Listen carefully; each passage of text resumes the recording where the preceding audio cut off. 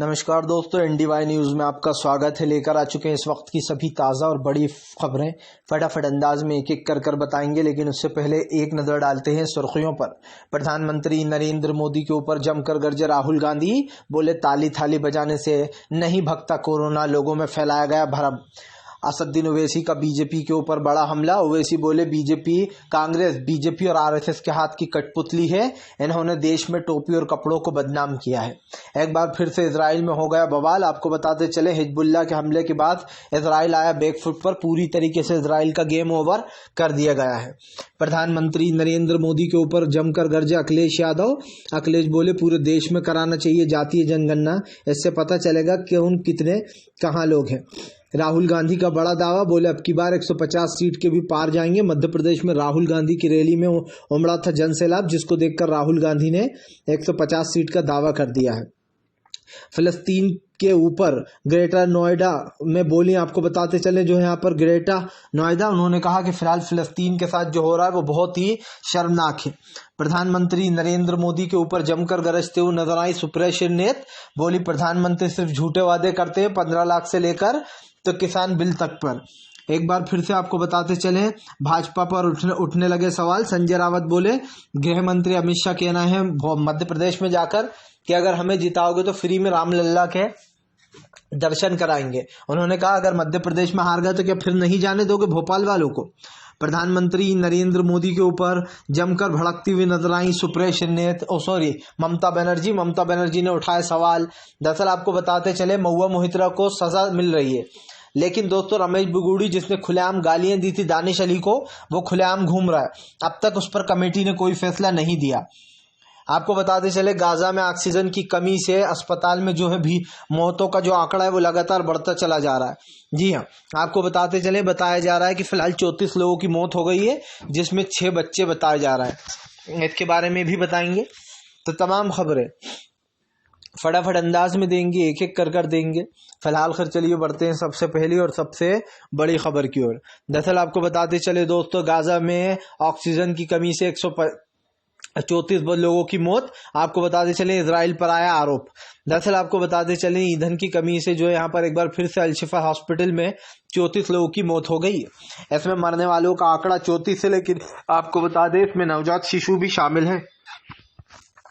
दरअसल अल-शिफा अस्पताल में ईंधन की कमी के कारण जो है ऑक्सीजन बंद हो गया, जिसके कारण वहां पर आपको बताते चले 34 लोगों की मौत हो गई।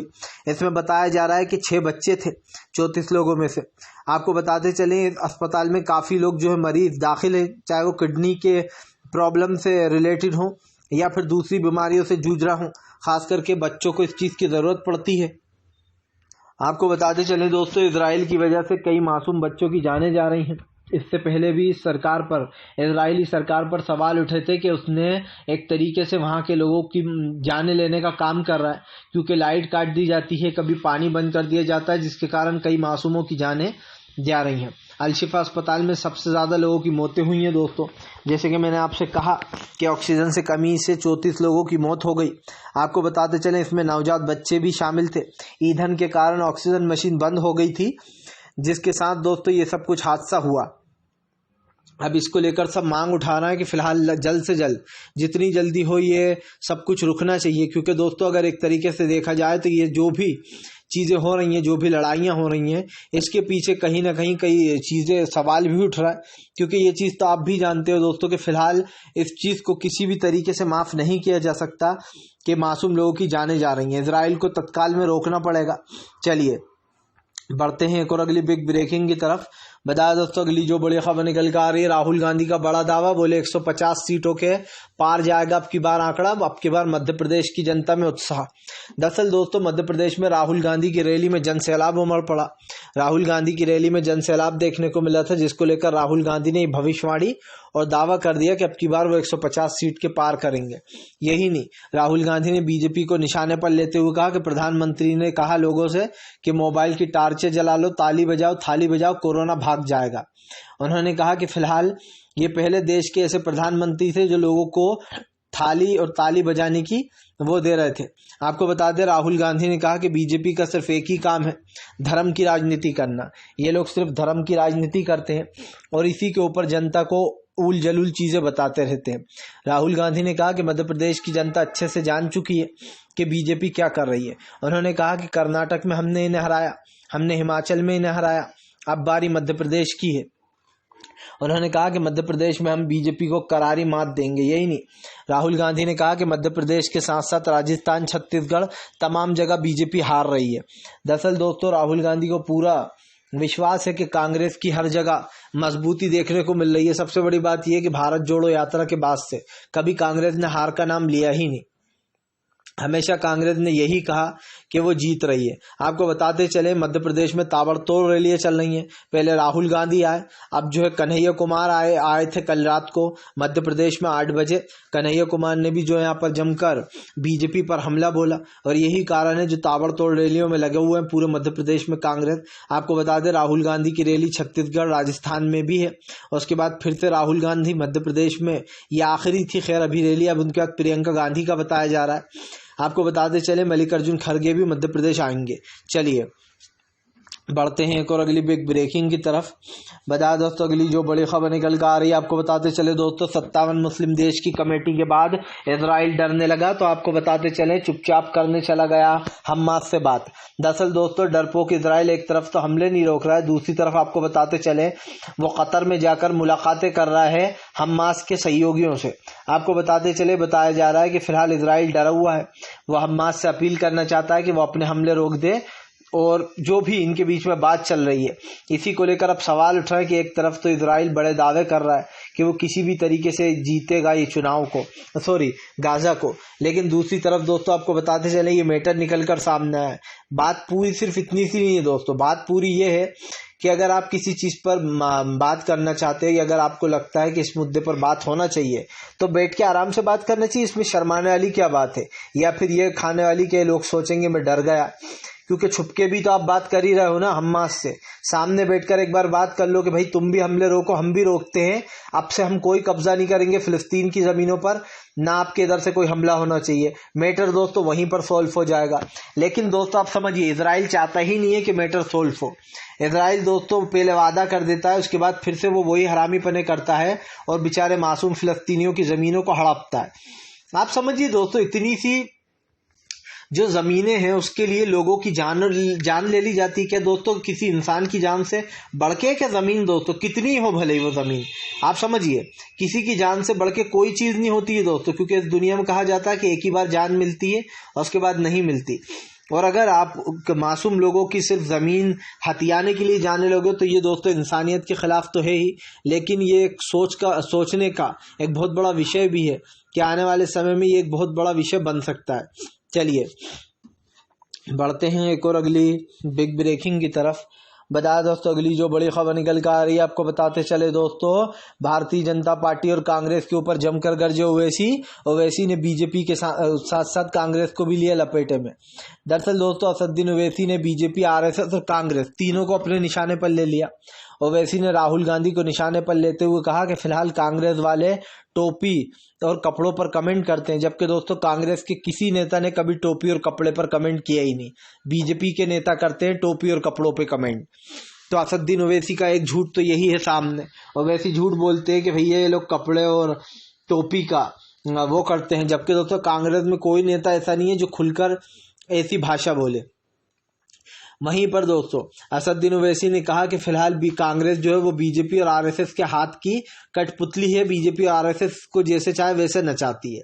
दरअसल दोस्तों खैर ये तो सभी करते हैं, ओवैसी जो कर रहे हैं सभी करते हैं, अपने चुनाव में दूसरी पार्टियों को किसी और पार्टी से मिला हुआ बता देना।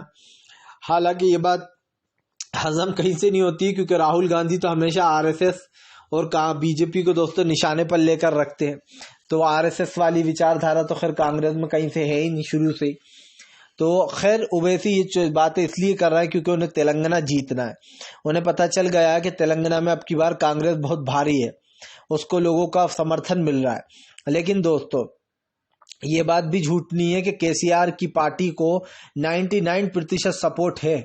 1% 2% से ही हार सकते हैं केसीआर, अगर वह हारेंगे तो। बाकी मुझे जहां तक लगता है दोस्तों तेलंगाना में फिर से केसीआर की ही सरकार आएगी। लेकिन हाँ, मध्य प्रदेश, राजस्थान और छत्तीसगढ़ में कांग्रेस बाजी मारेगी। और कांग्रेस के नाम होगा इस साल का पूरा खिताब, क्योंकि कांग्रेस ज़बरदस्त तरीके से परफॉर्मेंस में दिखाई दे रही है, चाहे वो हिमाचल हो, कर्नाटक हो, या फिर अब मध्य प्रदेश हो, छत्तीसगढ़ हो, राजस्थान हो। हालांकि मिजोरम जो है वो छूट जाएगा फिलहाल।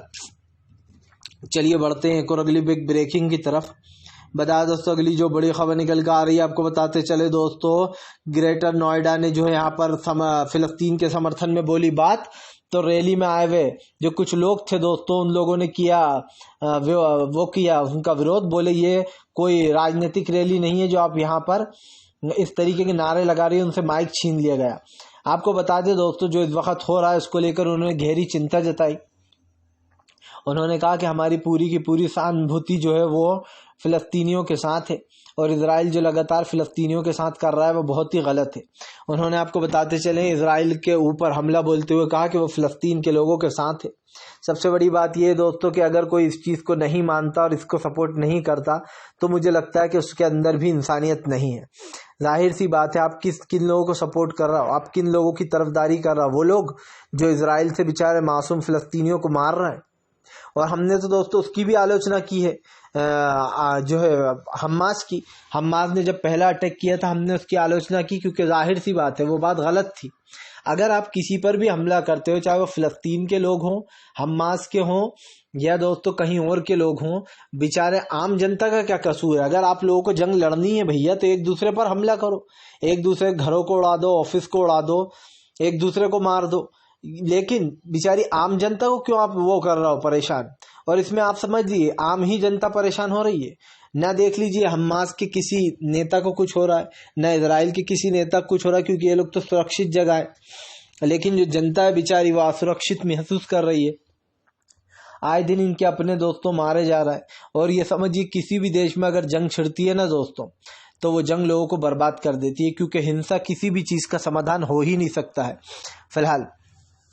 चलिए बढ़ते हैं एक और अगली बिग ब्रेकिंग की तरफ। बता दोस्तों अगली जो बड़ी खबर निकल कर आ रही है, आपको बताते चले दोस्तों, लोकसभा एथिक्स कमेटी पर उठे सवाल। दरअसल दोस्तों आपको बताते चले महुआ मोहित्रा को निष्कासित कर दिया, लेकिन दोस्तों रमेश बिगुड़ी के ऊपर अब तक कोई एक्शन नहीं। लोगों ने बताया बीजेपी का पक्षपात। देखिए दोस्तों, जिसकी लाठी उसकी भैंस, ये बात तो सच है। और ये बात सच इसलिए है दोस्तों क्योंकि इस वक्त हमें दो चीज़ें दिखाई दे रही हैं। दो लोग आते हैं दोस्तों और कुछ ऐसे बयानबाजी करते हैं जिसको लेकर आप और हम भी चिंता में आ जाएं। जी हाँ, और वो दो नाम कौन से थे दोस्तों, ये आप अच्छे से जानते हैं। एक थी महुआ मोहित्रा दोस्तों, जिन्होंने कुछ नहीं किया, कुछ ऐसा बयान नहीं दिया, उसके बाद भी उनके ऊपर आरोप है कि वो अडानी का मुद्दा पैसे ले लेकर पूछती थी यहाँ पर संसद में, इसीलिए उनको जो है निष्कासित किया जाता है। लेकिन दोस्तों रमेश बिगुड़ी, जिसने खुलेआम जो है दानिश अली को आतंकवादी बुलाया, कहा ये कटवा है, मुस्लिम है, पता नहीं क्या क्या बोला गया, ये आतंकवादी है और बहुत चीज़ें बोली गई। लेकिन आप समझिए रमेश बिगुड़ी के ऊपर अब तक जो है दोस्तों एथिक कमेटी ने कोई भी एक्शन नहीं लिया।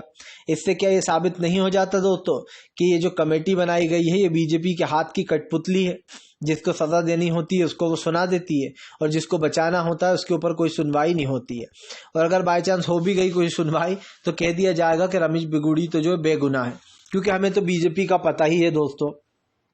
अपने रेपिस्ट नेताओं को जो लोग बचा सकते हैं उनके लिए ये करना तो बहुत छोटी बात है, क्योंकि जाहिर सी बात है बीजेपी के तमाम लोगों को लगता है कि वो जो भी कर रहा है दोस्तों वो सही है, और जो बेचारा विपक्ष कर रहा है वो गलत है।